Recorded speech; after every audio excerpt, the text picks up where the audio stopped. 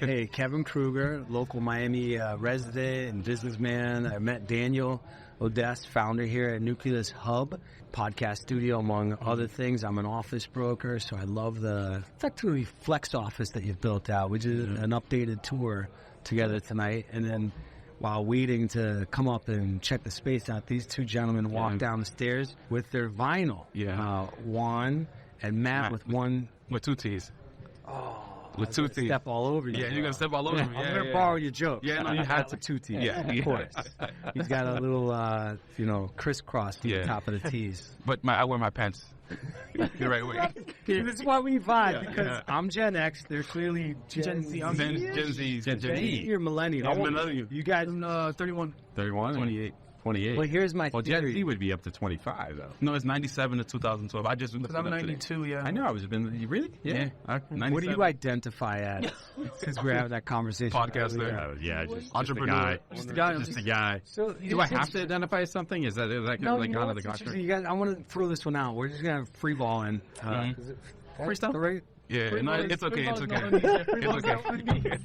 We're not going to get canceled like Dave Chappelle. Freestyle. Don't play that free ball. Free ball into my cousin. And if you are, don't need it today on business. But thank you so much. Anyway. Yeah, it's good. So I'm blushing.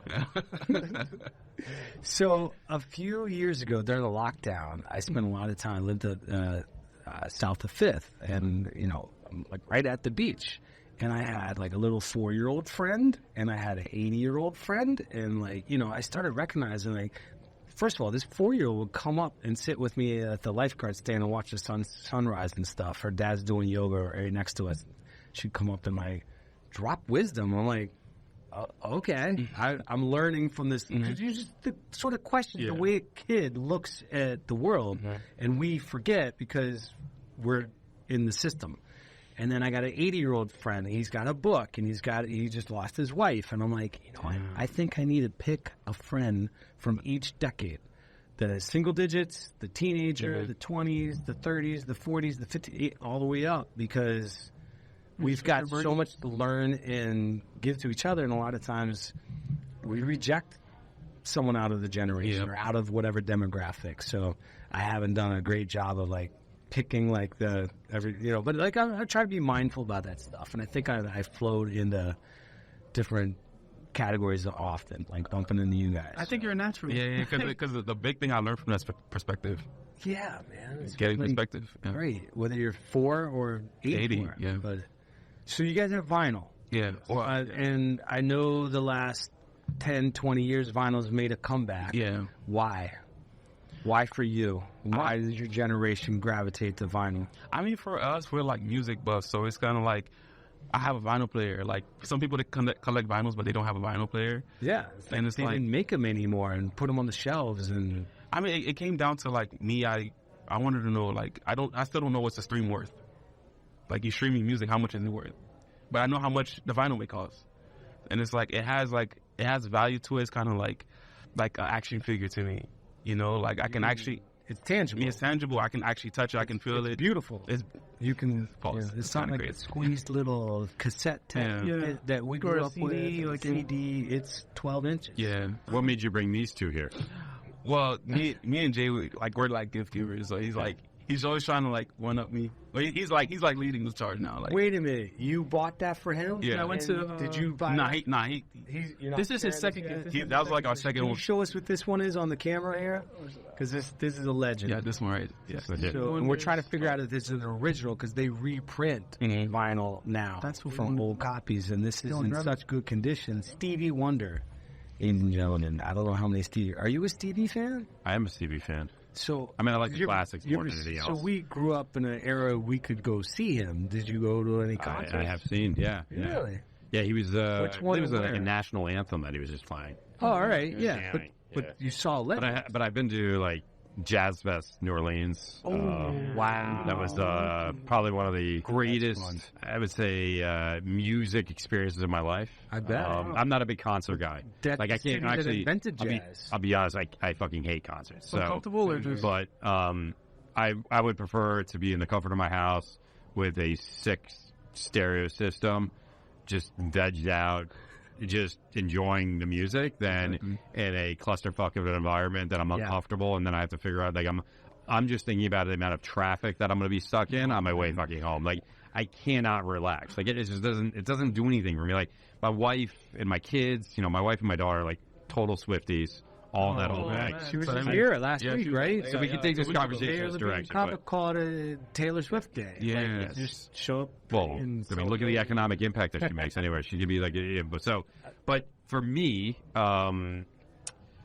listening to music has always been like an experience. Like, I would rather be with like a couple dudes just hanging out, or with like your girlfriend, your wife, or like enjoying the moment.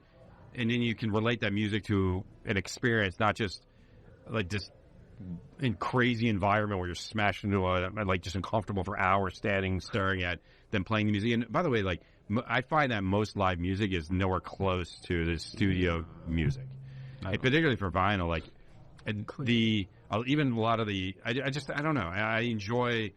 MTV used to do one of those where they would have the guy who sit on the stage, who would just jam. Yeah. It was the greatest shit ever. I was just strolling through the Instagram, and I followed De La Soul, and they show my God. De La, Tribe Called Quest, MC Light, and I think one other. Oh, LL Cool J. Yeah. And they all did Unplugged together. I think it had to be the first hip hop. How good was that? And even listening to MC Light get playful into changing up her lyric flow, and when you strip away the band like that, and it's not just a DJ, and I think it was Maceo who is the DJ, and he was like, this is the first time we ever played with a band. Like, that was not a thing until the Beastie Boys and the Philly group Questlove. Yeah. The Roots Were those were the two first. Yeah. And there used to be like a couple bands back in the day. I'm so glad they're on Jimmy. So live music doesn't do it for you? No, I like live music. I don't like being in like a stadium environment. Gotcha. Like, I don't concerts. I don't want concerts. Because what I love anything other than a concert. But the reason why I got on this is like at Jazz Fest, like you say, they're putting on like a live concert with like the main stages, but you're sitting in the field. You have like a case of beer. Yes. They're eating unbelievable food. It's a different experience. And you're hanging out. You're talking 1 minute. You're listening to music. You can walk into small tents where they do like almost like this like unplugged side stages. Yeah, and it's probably one of the most incredible environments to see so many different genres of music. Now, obviously, it's Jazz Fest, so you get a lot of the blues and some of the rich stuff that where you find a lot of our music is from. Actually, it's incidentally. The beats, the rhythms, and stuff like that, and most of it like comes from, not most of it, but a lot of it comes from that. So it's incredible to see these guys in their craft being so good at it. But again, in person, I love it. But like again, that main stage is not your typical concert, like it's like a Swiftie concert, right? Where there's like literally a bazillion people. Down here like this. Yeah. You're watching up on the screen on TV anyway. And people, you're right. And you see people singing along and like kind of just like jamming out to the music and vibing with it and everything else. But it's not a fucking sing along, right? And it's like you can actually hear the artist. Like my wife sends me like videos of those concerts, and I'm just like, what was the point of going? Yeah. Like, she's like, it's just such an energy. The energy is so amazing. I'm like, filming the concert the whole time, the whole time. Like you just see lights. It's sports, and music. Oh, it's the same thing. Always terrible. And if you go to Jazz Fest, like you see it, but like you're not gonna have like 1,000 kids like cell phones. It's like, like they're just embracing the music. They're just right, and it's definitely a demographic. There's definitely a larger, older demographic there than you do like probably at like a Swiftie concert. Right? Let's be honest, where the social media cred is not as important. Yeah. And really, other than their like grandchildren, like no one else is gonna fucking see the thing they post. Right? So there's definitely a shift in demographic, but I do feel like people are generally there to enjoy the music. Enjoy the food, the environment. The weather's typically like amazing.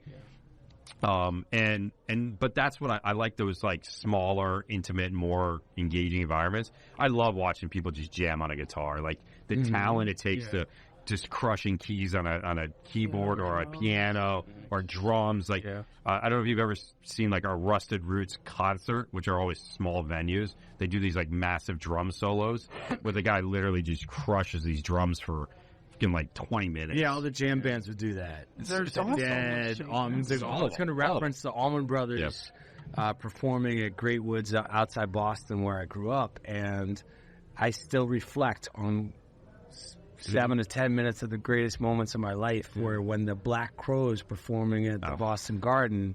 Do you know who the Black Crowes are? So speaking of, I got homework. We have some Black Crow vinyl. they were hot for like 4 or 5 years. Yes. So the Black Crowes were a southern rock band out of Georgia, I think, right? And Allman Brothers are a southern rock band. And Greatwood, but from the 70s, these guys were like 1960s, 70s, and they had a resurgence in the 90s with this amazing album. Like when I was in college, like out of nowhere after 20 years. And then the Black Crowes were still hot, and they just walked right on the stage. I love the collabs when you like first either was my hip hop stuff that I Atlanta, Georgia. Atlanta, yeah.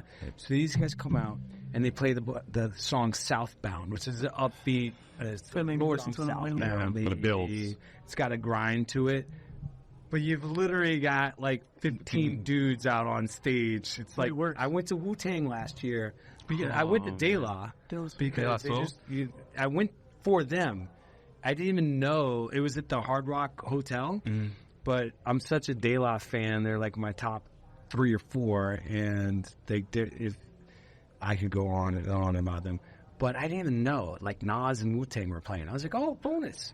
Yeah, I love a hell of a bonus. And I was pissed because the ticket, it wasn't clear when I bought it through Live Nation or whomever. Like, De La came on stage for like 20 minutes as the opener. And I'm like, what did they perform? Wow. Holy shit, these guys. Like, exactly. They had like 3 or 4 songs. Who was it? Talib Kweli came out and rapped for them because they just lost True Dave. Died too young. You probably don't follow De La like No, not like that. But man, and Wu-Tang comes out with like 9 dudes. It was like they were like a super group, and I was just watching and I was watching NWA stuff on YouTube this week for some reason. I'm like, if Swiftie or whatever her name is has like 1 billion followers, and I see NWA's 1.2 million YouTube followers, I'm like, these guys have a whole movie, like, and they pioneered a whole genre of stuff in one point, like, so and that gets me to something where, like, you guys are clearly open to your music history and the roots and like, meaning, like, where does the music come from and where's it going, and you're living it, whereas I think this generation didn't get exposed to the hand-me-downs that I got from my brother and my sister. I could hear it in the other room because they got it on their vinyl. Yeah. Everyone's walking around their earbuds and blah, blah, blah. And it's not shared. Like, we burnt CDs and gave them to our crush. Or the mixtapes. Love letters and stuff. But we made, our buddy bought the cassette, and you don't have the $5 or $8 to go out and get it. And why would you do that when you got $1 and you can copy it? And I don't know. Do the recording of tapes when you had to like time it just right, man? Like the pause stuff too. I didn't know anyone else did that but me. I used to like make my own little hip hop beats and rhymes, and I had like the whole 30-minute thing. I spent hours and hours and hours on the dual cassette boombox type thing or whatever. And your generation doesn't have that, but you guys have a passion for it. Do you know what you do? Do you recognize what you might have missed with meeting guys like us, or knowing that you've got vinyl at your fingertips and you're consuming the music the way the artist intended, as opposed to what's suggested on your Spotify algorithm? What we miss is exactly what when you went to go see Earth, Wind, and Fire.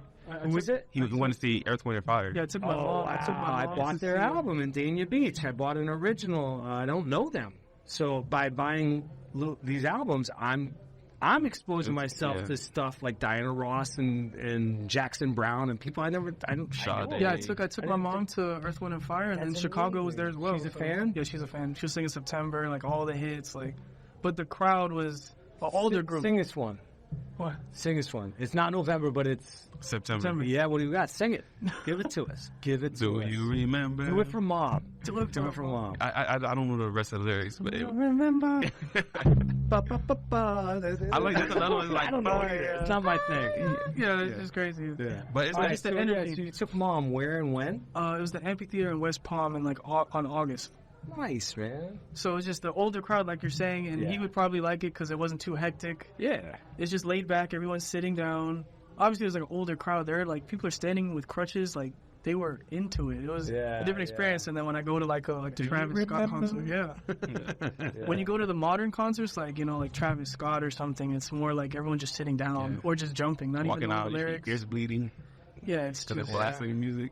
Yeah. no instrumentation. It's just Yeah. hit this. So one. here's a funny one. There's a cover band that one of my clients was going to when I was driving by the 95 Billboard in Dania Beach for their casino was hosting. Okay. It's just a cover band, Yachtly Crew, which I think is Yachtly hilarious. Crew? Not modern Yacht crew? music, which is like your generation teasing our 80 generation was like Toto or whoever was like, they call it like, it was like kind of synthed out, like, I wouldn't call Daryl Hall and John Oates like yacht music, but like kind of goofy characters. John Oates is like, to me, John Oates is like soft rock. Yeah, they're like right? Philly digital. It's like soft rock. It's not really I don't know. John Oates. Yachtly Crew. Yeah. That So, like is Motley hilarious. Crue, but Yachtly Crew? Exactly. That's hilarious. So they basically have a bunch of like 30-something dudes that are spoofing on that theme. Because the- yacht music has become a trend. There's all these little genres that just. Yeah, go ahead. What, like Lonely Island? What is it? What's it? Andy Samberg was making fun of it. I think I Like some Saturday Night Live stuff. I know what you're saying, where it's just they're just making. So that was a big show last night. They're making a living out of that. I think that's hilarious. SNL. No, the Yachtly Crew thing. Oh, they were listening. What else is on your mind for music? Where would you like to see? Who do you anticipate being bigger than they are? Like, who's the band that we don't know? 'Cause like, I think every generation loves to be like, I'm with the band. I'm on the inside scoop. I'm listening to my own stuff that no one else. I'm not even like, I know they're gonna be big or whatever. Like, Do you have to be controversial to be big?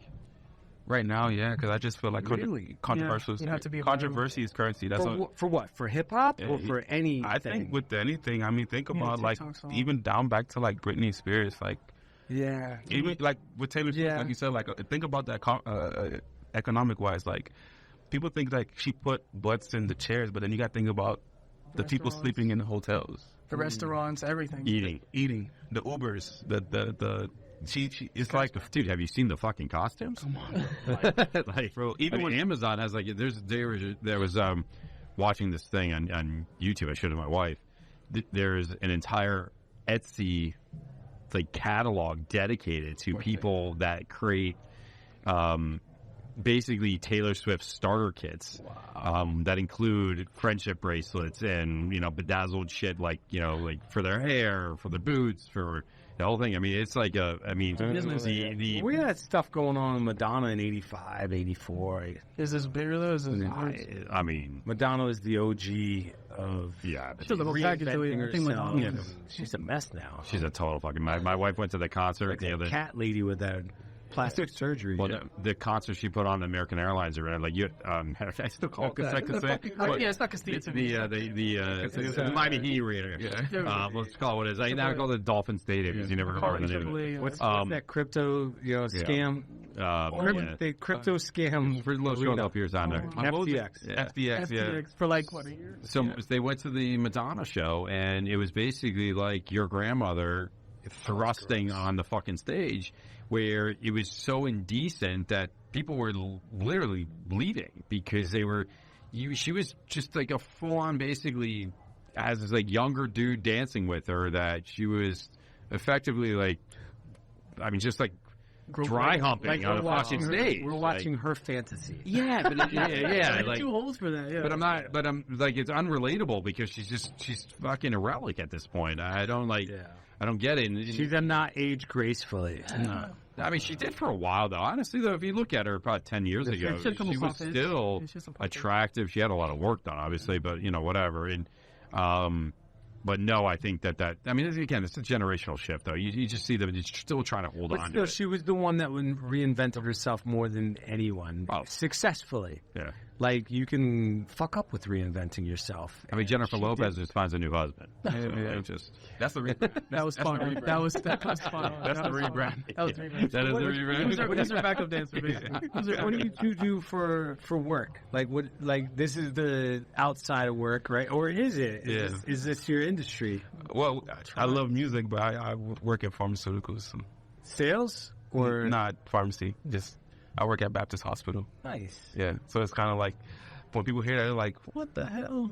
Like, It's your escape. yeah, it's my escape. Like music is my escape. This is normal. Yeah. This is like It's a good thing. Yeah. It's above normal. Yeah. Okay, we'll call it. And yourself? Yeah, I'm a logistics manager for a heavy equipment operating company in Sweden. So So they're based in Sweden. You're doing a Miami operation. yes, we do the whole U.S. location for like cranes and remotes and transmitters. So Okay. when there's buildings, like we provide transmitters and receivers to operate the cranes.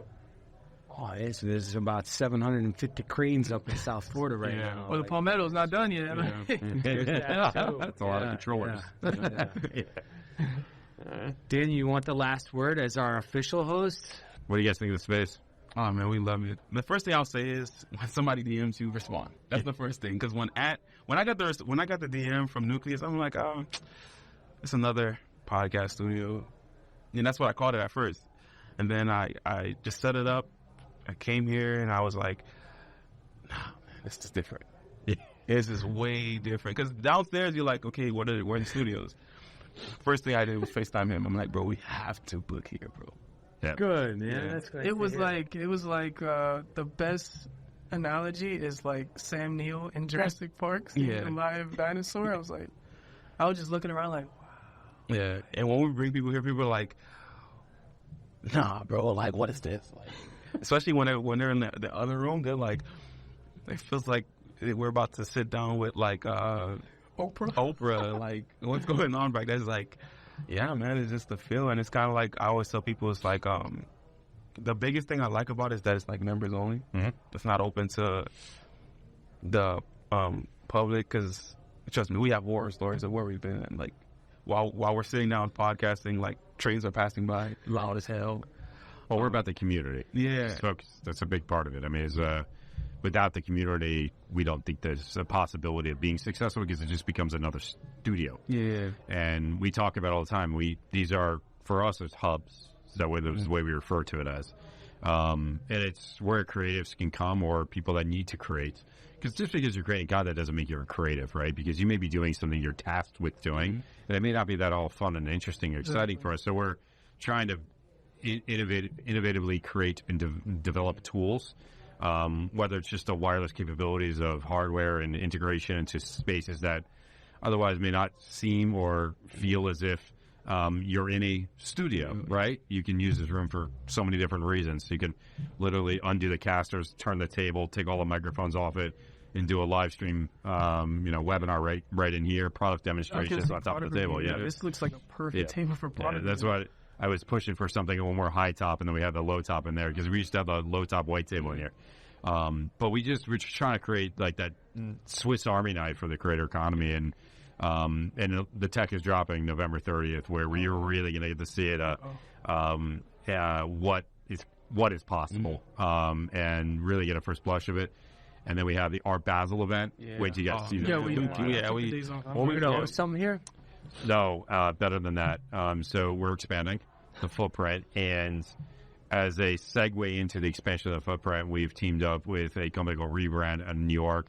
They do a lot of brand representation of some of the biggest sports entertainment athletes, and athletes and people in the entertainment industry. Let me say it that way. Davis. So we have a lineup that's got Dwayne Wade, UD, Kendrick Perkins, Baron Davis. Plus, we have a whole lineup of actual successful creators that are going to be putting on workshops, webinars, alternating with the main stage with these bigger names that all have podcasts and are on TV. We have an entire broadcast panel. It's actually going to be driven by women. That's all about broadcasting and the creativeness that goes into it. So it's really called Sport Gallery. So it's like a gallery, but the gallery idea is the art is the creation of content. And then there's the Art of Creator series that's going to be going on an upper floor overlooking that gallery. Oh, wow. And it's going to be just 2 days long with access. Once you're on in the Nucleus system, you can book time to actually create. We'll have 2 flanking studios where you'll be able to actually go in there, create content, both short-term, long-form podcasting. I'm going to be setting up a lot of photography gear as well, so we'll do some really playful shit with like mirrors and green screens or whatever. And then on the main stage, we're going to open up the main stage for a short period of time where people can actually book to go up on the stage. The stage is going to be about 4 feet elevated off the ground, 360-degree view of everything down from the production to the talent as they're doing and creating content. It's going to be absolutely sick. Huge brands involved. Can't disclose that yet. Classified. G14 classified. But again, it's another way in which we're creating a whole different environment. And Wynwood is going to become another hub location for Nucleus coming years. That's so amazing. Expanding the footprint, expanding the reach of our membership and our users, as well as our brand. So we're going to be, can't disclose it either, working with a absolutely huge brand where we are going to be producing their content. And I could not have thought of a better brand to be producing content for. Where we're going to be basically running all the audio, video, lighting, full production. They were going to be in a Nucleus hub in Wynwood, in the heart of it, creating content all week long during Basel. And our members that are already members will absolutely be able to use, when there's spots available, this studio space that's being built for this specific brand. That's beyond and outside of the event I just talked about, by the way. And so these two things, not everything. So the one is the sports gallery with the Art of Creator, and the other thing is a physical studio that will remain and stay in Wynwood beyond Basel. Cool. So 2 things. This brainchild couldn't have all been just you. Nah, my Where partner. did this brainstorm and like this creativity for this particular event and production? 2 friends, man. Yeah. We got together. Realized that we both had a need. You and Anthony. Yeah. Okay. And, when I met Anthony, he was just he was the less expensive trainer at Equinox. Well, what a dynamo, man. I met him 5 years ago, and I told you, like, the first thing I did a sports and fitness activation for the month of March in 2020 that the city commissioned us for. I had 2 teammates, Tony Thomas and Ruben Figueredo, and we were curating like 6 dozen fitness classes for spring break, which there's no official spring break. We were trying to offer something healthy. Anthony was our first coach. And the photo I saw of him was like a jump push-up, like 4 feet off the ground. I'm like, oh, like the one where who's this? Who can do that? I didn't know that was a thing. Oh, he had long hair too, right? Yeah. That's when I see him now. Like, he looks like a 3rd grade teacher. When you the long hair and the beard, the grizzle, man, like a Viking. Yeah, but when you see him, when you see him now, just don't ride his ass. But I keep telling him, I said, hey, we do these things, like, and I would encourage people in like business or whatever. I was like, you sit down with your partner, and you said, hey, what can I do more for you, or how can I improve so that we're better? I want to hear, like, give me the criticism. Like, if I can't take it from my partner, then like you can't take it from anyone, right? So like, tell me how we can improve. So like, we went through a list. My first one was like, you remember that dude that was fucking jacked? You got to be that guy. I was like, well, how are we getting Anthony Mendez back? I was like, and we both have thick skin, so we fuck with each other because I got a bit of a dad bod these days, and was certainly much more fit when I met him as well. So but yeah, we push each other in that regard. So at this age, we fluctuate. So you gotta give yourself credit. You jogged over here. You did like 7 miles. Did you? I did see him 7 miles over here. And you got the shower here at the Nucleus. No, right? not tonight. Way too much credit, man. Way too much credit. No, not tonight. That was this past weekend. Yeah. Got you. To me, it's just like I owned a bunch of different like properties in Coral Gables, Coconut Grove. So one of the ways I would like motivate myself to run was to run from one property to the next. That's nice. So I did that for a while. Yeah. So I woke up. It was like Saturday, I think. It was Saturday in the morning. And I was like, you know what? I'm gonna run my fucking office and back. So I did it. I was like, this guy's like Tony Stark. So I did it. So that was just like a way to like just because it gets boring fucking running. Like you just run, and sometimes you get in the same habits of like running the same direction. I think it goes for like business or life, right? If you get so routine, and then it's just like. But I like that you have a destination and a task. Yeah. You got to commute there some way. I walk to work a lot now as well. So we have a couple office listings. I live in South Beach, so I'll walk a mile, 0.5 or whatever, a mile over here. And by the end of the day or by the end of the week, I've put in 10, 15 miles there. Otherwise, don't. Yeah, but by the way, too, frankly, I walk and read. About it. So I'm either reading like real estate business stuff, or I'm reading philosophy or history, and I walk and you listen to it too. Nope. No, but I'm just saying you could do it. You do books and vinyl. Books and vinyl. No, but I also too like when you get on the ground floor and you're in real estate. This whole sidebar conversation we're having now, but like when you get on real estate and you get on the ground floor and you start walking and you run or you're on a bike. It's so different than when you're in the fucking car. Because what are we doing? We're in the car these days. We're like. Like, you're not even. I put the radio on and I let the radio do my thinking. I listen to talk radio. Yeah. Oh yeah, I'm the same. I can't listen to radio. Yeah, but if you get, when you or jazz, I just feel like DNA. I just discovered them last year, and I'm like, oh, thank you. I just feel like when you're running, biking, or like doing some sort of physical sport outside in the market in which you're transacting in, I feel like you definitely get a really feel for what is possible. And I remember. The first time I saw this building was I was actually biking, and I had biked up through here, and I was just always wondering what was in there. Started researching and whatever else, and off market, total shithole of a building. But I just never understood it because around it was all this up and coming newer. That was actually just a piece of grass. Oh, really? Yeah, it wasn't even. This was this actually the portion of the building you're in right now was the original travel agency for Pan Am. Pan Am, yeah, I remember. Oh, my grandpa used to work for Pan Am. And it was like a pink and green building. It was nasty looking, but it sounds Miami there. Yeah. So we actually, I say that, but now we're actually trying to figure out ways to like bring that back into the hub to make it so we've come up with like a new. You guys are going to see soon a whole new Grove logo. For this location, because now we're open in Wynwood, and we're gonna like start to brand each of the locations so that there's like a little bit of like a you have connection to it, if you will. And the purple, they're gonna have like softball teams that match up against each other. It's gonna be all kinds of fun. Which great. Because that's the purple pops. So 10,000 ideas. As a real estate broker, I wanted to ask you or enhance the story because. Tell us about the neighborhood. You got all this residential right here. You got the retail right there. You got City Hall half a mile away, and Kennedy Park, and like the Regatta Grove. Like, tell the audience about the neighborhood. This is a hidden gem. Yeah. So that'll be an anchor for the community. Yeah. So I'll give a short version, but that was when I was looking at this. Also, too, elevation. Something. I'll be honest with you. That was one of the first things I took in was. It was obvious that it was near to the core of Coconut Grove. Like there was like an instant, right? There was this. They had just completed the expansion of 27th, which was becoming this like major commercial corridor all the way. It was like way far north.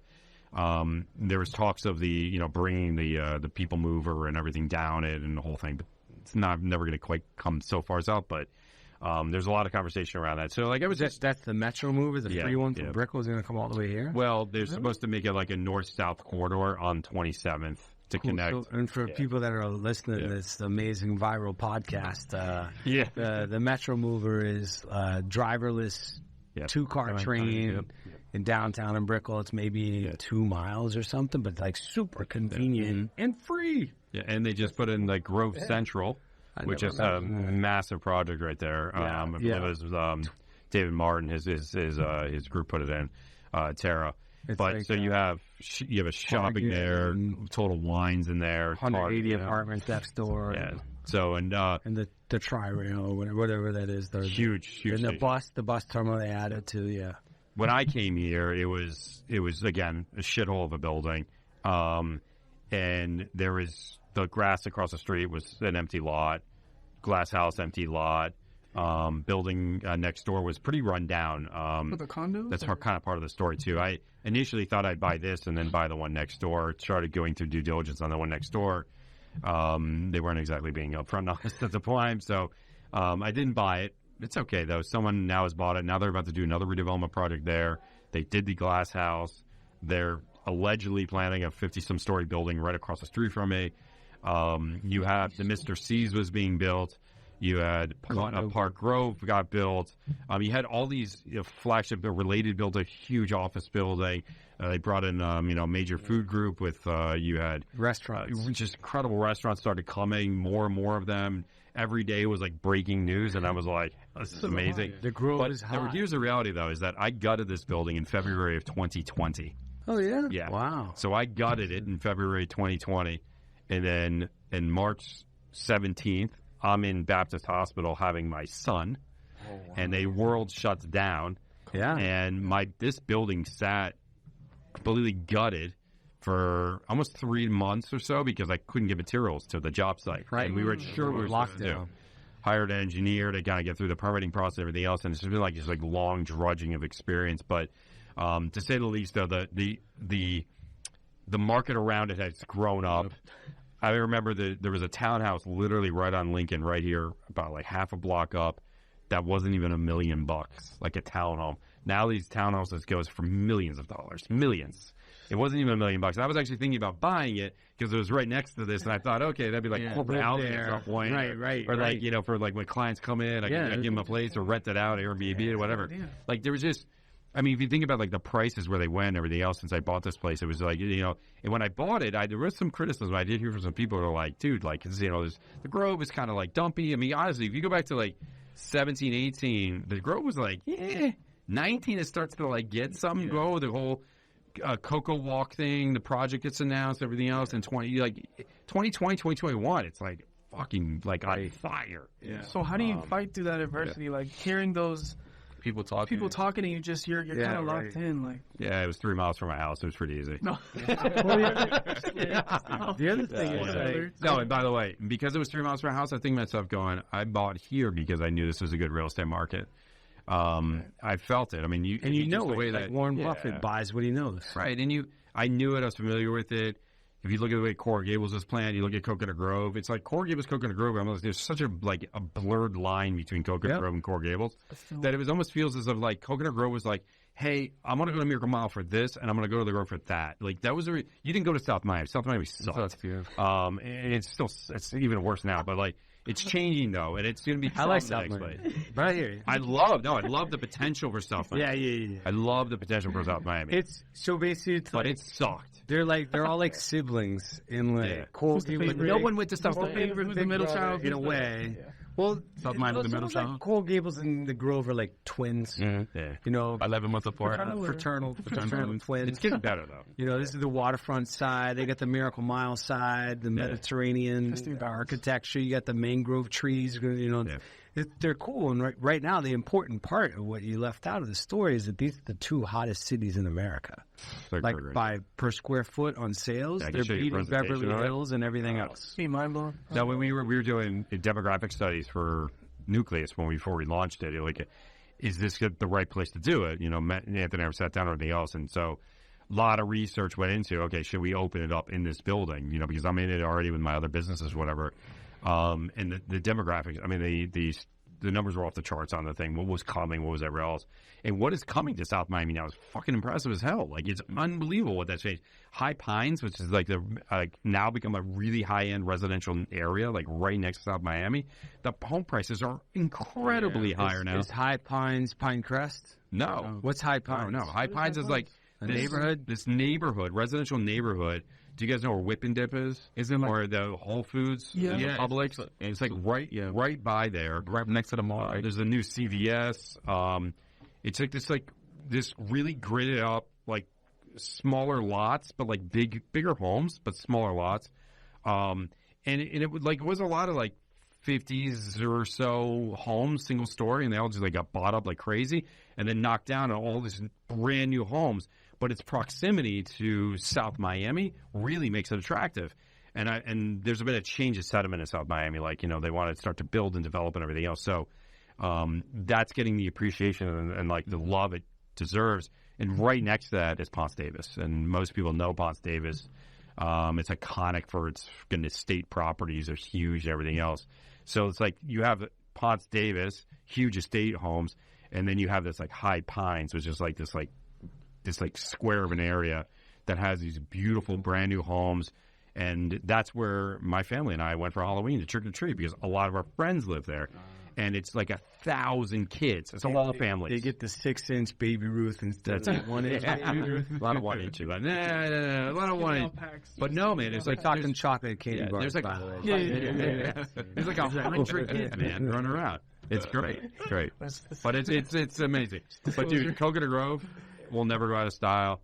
I mean, the waterfront area. It's like just, when you have anchors like a university or a city hall, and then they're redeveloping I think was it one of the Tiger Tail office buildings or condo buildings over there is going to get redeveloped, right? Oh, they're doing it right now where Culpin Rawson was. That's they gutted it. Now they're rebuilding it. I was all part of that whole like terror related project. Like, you know, I don't know. When they were building all those projects, you have Coconut Grove Bank. That building is beautiful, right on the waterfront area. But the parks too. I mean, they're getting a lot of love now. They're doing a lot more stuff in the parks. The condition of park is like way better. The walking area. Yeah. It's a livable, workable city. Live, work, play. Listen, we're going to wrap this up because my coffee mug is empty. Yeah. I'm parched. We got off topic, but what I love is that we talked this is great. I love tangible. We talked vinyl and we talked brick and mortar. Yeah. Right? And I dropped in a little bit of books and reading and stuff like that. I just have one question. Like, let's hear it. These guys get the last word. That was a long last word. No, that was beautiful. What I love is their reaction to your building. And you deserve all the credit. And you deserve they hear that. Like, some people wear capes and some people win trophies, and you get your flowers. A really cool. You deserve your flowers. Yeah. Nice. The community. Get your flowers while you're here. It's great now, and we hear it's going to be greater. I'm looking forward to hearing about this Wimbledon sports and the other brand you're going to serve. And not coming. You had a. Yeah, it's just what an experience. I mean, I thought we shot like our podcast in there, and we walked downstairs. That was just, I don't even want to drop it. If we waited like 2 seconds, you probably would have been still getting your plate full. But we just bumped into each other. It's like, right. What was that thing that we were just talking about? What happened with like Darko Milicic? Oh, where it's like, it's just one of those what ifs. Like, I was watching a YouTube, and a kid in college basketball hit a game winner for the game to go into overtime. If he didn't hit the shot, the whole crowd would have gone outside to a tornado and probably died. Like, that's how I kind of felt. Like high school or college? This is college. This was like this week. No, this is like So we were watching like also, and even like that's like a butterfly flapping wings. So it's like a butterfly. Yeah, So it's like even with Darko Milicic, like him not having a good career, but then like Jokic came out of that, and his older brother wanted to pursue it, but then kind of quit and said, "Oh, like, here's my little brother," and they ended up being the NBA MVP. Yeah, and then that kind of like fell into like Luka coming into the NBA too. European dominance in the basketball league. But also, what are you guys' background? Because I feel like you guys are very. I was in the United States Marine Corps, so you guys are very crazy. Like. You guys moved like militant and structured. Like, what was your work ethic at like our age? Like, I really want to know that because I like picking your guys' brain. Did a lot of drugs. No. His nucleus. His nucleus. You guys got real quiet. Like, is he telling the truth? Is this like the Wolf of Wall Street where the nucleus is the loons? Like, is that what it is? Yeah, I have a small stage next door I stand on, and I scream at the fucking employees. No, I went to engineering school actually, and then I was in construction, so I did a lot of construction work, whatever else. But I've always been very pragmatic about my approach to things, and probably over analyzing shit. But pays off right now. But never really allowed it a hand to get myself to. So you always gotta understand a way to like move on. Yeah. You're not gonna have all of it lined up, but I mean, my wife will say it for example. Like I just jump at opportunity. I mean, I'm okay to fail. Like in fact, I'm like, yeah, that sucked, and I just laugh about it, and I kind of like move on. But always just forward thinking.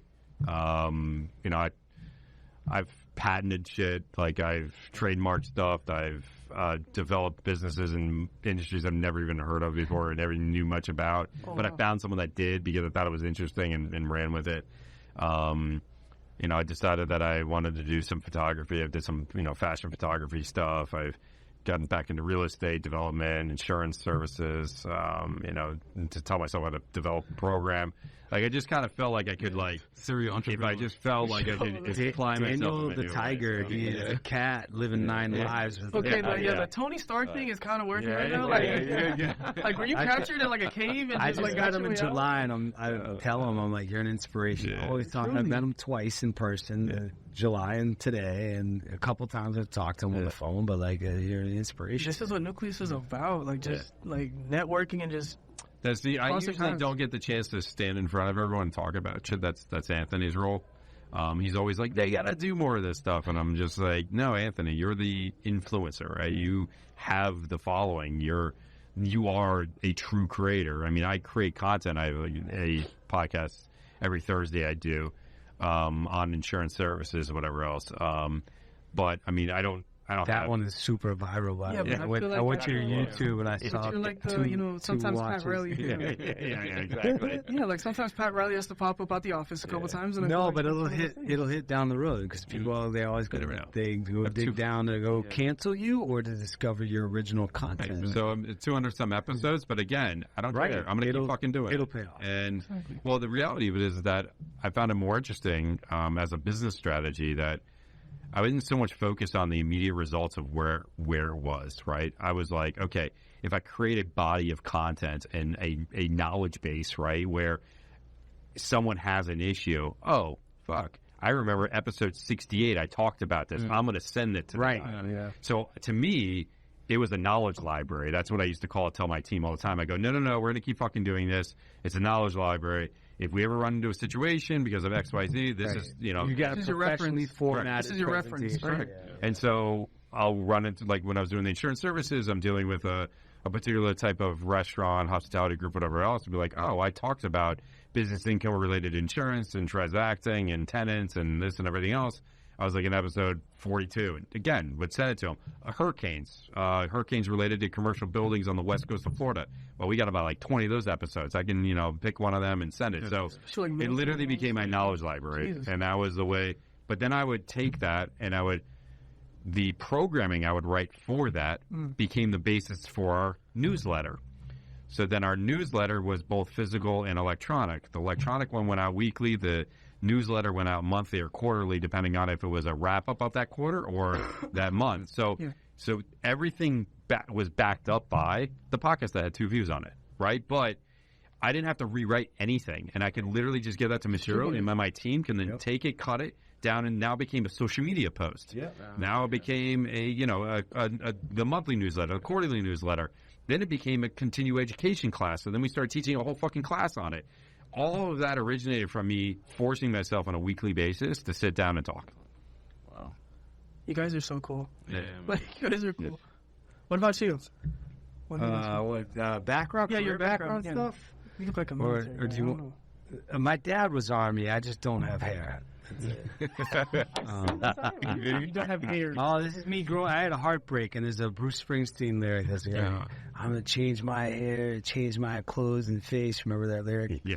Anyway, it just happened. I'm at that age where I'm I've been doing the trim, the crew, whatever. I'm not going to show you this right now. I got to cut this. I feel like Sarah smiles. The lazy, whatever, because there's nothing. And then I'm like, you know what? Let me see what I got. Just go with the flow. Who cares? Whatever. And then just cover with baseball. Anyway, so Dad was Army. His last assignment, I lived in Maryland as a kid for the most part. He took 2 assignments back to back because you typically travel every 4 years. Every 4 years. Career. 2 or 3, He did 25 years. Oh, wow. In medical officer, psychologist. And he had a couple stints in Alabama, unfortunately for me. It was a helicopter pilot training base, which is, it's kind of interesting. I didn't care. I knew by the time I was 5 and we moved the first time, and I was like, that's mean. You move families away from their friends. Those friends, and you just have to move. So thankfully I had 8 wonderful years at elementary and middle school, and lovely town called Frederick, Maryland, on the west side near the mountains. And Maryland was awesome, man. Like, it had everything you needed. Like, it's got the ocean if you go all the way over The there. food's great too, right? The mountains. You know, I was just a kid. McDonald's, like Pizza Hut, like no. So I loved my life there. Then I moved back to Alabama. That sucked. What part of with the the story? like, That Fort Mobile Rucker spot, and the Fort Rucker helicopter, which I think they changed because Rucker was like a Confederate general or something like that. But so that's cool. I didn't know that. Like, we don't know who the anyway. So his last assignment was outside of Boston. And he was the laboratory commander, small laboratory. This is right at the first Desert Storm era.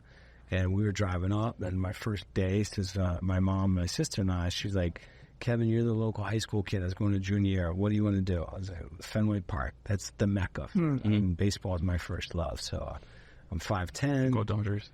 Yeah, man, I'm happy the Dodgers won because they beat the Yankees. Yeah, that's the one. Yeah, that's all the reason. I think that's why you said Yeah, it's interesting. I watched a lot of baseball this month because I'd say the last 15 years, I'm going without a TV. And the apartment I've got the cable built in with it. I'm like, all right, cool, whatever. So I watch as much because I haven't seen Shohei Ohtani play. Like, So are you the type of guy that has the TV in the living room, not in the bedroom? I tried that. I do have a TV in the trying to do that. bedroom, and I didn't use it for like a year because of that. It's like you check out and your it's got a room, yeah. funky audio, whatever. But like, I'm a TV in the bed and go to sleep type of guy too. Anyway, long story short, career-wise, like a lot of Boston collegiate alums, and I say that because I went to Boston College, but there's 70 universities around Boston, and there's a big financial services industry, brokerage and mutual funds, or even in New York, that's probably the secondary market for that. So I did that as my first career, about 6 years, and I was never like really sold to it. When you look at the job board and you're like, I didn't see any job that I wanted to do for the next, call it 10 years of your life. Yeah. So, but they paid for tuition reimbursement. I started a master's of business at the top entrepreneur school called Babson. Shout out, we just got Wall Street Journal ranked as number 2 college of all 3,000, 4,000 colleges. I think it was, I don't know, it wasn't me this year. Like, I went 20 years ago. Still in love. Exactly. It felt good. It was a pleasant surprise. They measure it on like, lay down the I groundwork. need to be in the revenue side, but that's how they measure it because it's Wall Street Journal, right? I think it was Princeton and then Babson and then like a few others in Harvard and Yale, and you get to laugh because Harvard. Look at those names. Just So that was kind of cool, and that's where I shifted into entrepreneurship. I've always had a creative bug, I'd say, since my middle school days. So I was class clown, and I would wear like goofy T-shirts or whatever. I just had my own style. So I put 2 things there, sports and fashion, and I created Superfan Streetwear when I graduated in 2004. My beloved Red Sox won the World Series for the first time in 86 years, and designed a shirt with a friend, and I had a hockey bag of shirts that got confiscated in the first 20 minutes. I'm an undercover cop. I didn't know you couldn't just walk around and just sell stuff. But there were 3 million people at that parade, and the cop was pretty cool, actually. He's like, well, I can arrest you or take the bag and go to code enforcement tomorrow. I didn't know any of this stuff. I'm like, all right, so I go, and like, listen, the entire city, the entire New England community globally was on cloud 9. Like, you can't even understand how it is to be. It's not a fair weather city. This is 5 generations deep have waited for this. So lots of heartbreak and second places and this and that.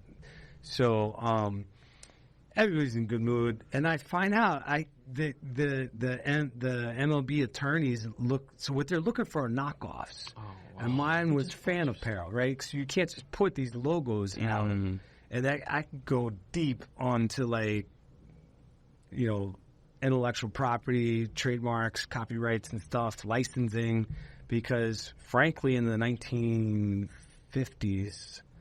The 2 twins, they were teenagers. They used to make Boston Red Sox baseball hats and pennants, and they created the first official licensed branding. Wow! Because the Red Sox were like, "You're making money off our logo, right?" And so they ended up paying a royalty. So a lot of people don't know this stuff, but like that whole any official Swiftie merchandise, like all that stuff can get credited back in part to these two Italian twins and that's the name of their shop, the Twin Souvenir Store. So it's interesting. They started just like me and in a store across a street from the stadium. And fast forward 6 years later, after I was in their store getting my little hockey bag of shirts back, minus 13 shirts in the hockey bag, I walk out and I see the mayor of Boston, who's like he's a big name, like nationwide. And I was like, oh, the mayor. Like, it's just like cool, serendipity type shit. He couldn't get any of the players right. If all my Boston friends remember Mayor Menino, like, never got the players' names right. But he was there for 20 years. So it was a really inspiring experience to be in this souvenir store as a family business, truly. And I'm upstairs in their offices, day 2 of my confiscated shirt business. And there's a dog walking around. There's, like, grandkids walking. Like, this is... this is kind of a life I want to build out for myself. And I had a vision. I'll bore you guys with that later. But you fast forward 6 years later, I ended up with a boutique. I had a little 300-square-foot store in Kenmore Square. If you see the Sitco side, you're a bit of a baseball fan, but with the Green Monster. And we were a block east of that, towards the Newbury Street shopping, which is one of the preeminent Main Street shopping districts in America. So that to me, because I did not become that 6'5" baseball pitcher, but I followed my other passions, and music was always an inspiration on my apparel. So half of my designs all had lyrics. It's like Boston has a lot of sports music. Yeah. References everything. And so I ran that business for a decade. I burnt out of that business. I burnt out of Boston. I was with my cousins in Chicagoland while one was getting married, and my cousin that had moved to Miami to do commercial real estate brokerage. He's listening to me say I'm burnt out. I'm looking. I might even move. I'm hoping it was like, it's crazy because I was like Mr. Boston, like mayor of Fenway type stuff, so I took my talents to South Beach and LeBron. LeBron. That was perfect. Right? Yeah. So my store had converted to condos, and that's kind of where I dropped out my phrase now is, if you can't beat them, join them. I now consult office, warehouse, and retail clientele on what to do or where to go, and negotiating there. And Daniel and I have talked about this a bit. So. I like to live vicariously through other people's pains and successes, which, of course, you're still a business owner. You still have a bottom line, but it's a grind, man. But it's interesting. Like, it's so fun to listen to you talk about your Coconut Grove selection here and what you're doing and the whole history behind Pan Am. I didn't grow up here, but I'm reading Miami history, and I was telling you about the 420 Lincoln Road offices that we've got. That's an 85-year-old building where in my office market, we're the office listing brokers there, and nobody, I'm on the phone with the landlord client yesterday. I'm like, look, there's 10 million people that pass by your building every year. Most of them are tourists, but there's also 100,000 residents. I guarantee at most 1% might know that there's offices upstairs. But you got to get bodies in the building. Yeah. Like, let's bring, because we have a network that I'm trying to build over there called First Fridays at 420 Lincoln Road, where we'll use our cool little common area where we're going to put in the mid-century furnishing, and like we're going to let people feel like they're walking into a John Hamm FX Mad Men TV set, because you're not going to be the new Class A office building in Brickell, Coconut Grove over here, but you are an 85-year-old building that has 10 million people walking by yearly. Like, it's cool. And so I think it's some of that creativity that I've got from my previous brand, and any negotiating I had to do back then, and just to try to make my job fun and hit that bottom line goal as well. So that's some of what I'm doing, I'd say, here, But thank you for the kind question. Oh yeah, I really appreciate it. I love it. You got the long way. Well, we are literally at 1 hour. There we go. Wow. Oh, we're Yeah, good. literally Chop it at up, 1 Johnny. hour. All right. Gonna close us out. Thank Yes. you, Daniel. We're good. Thank you, man. Thank you guys. It was No awesome. problem. It's great, man.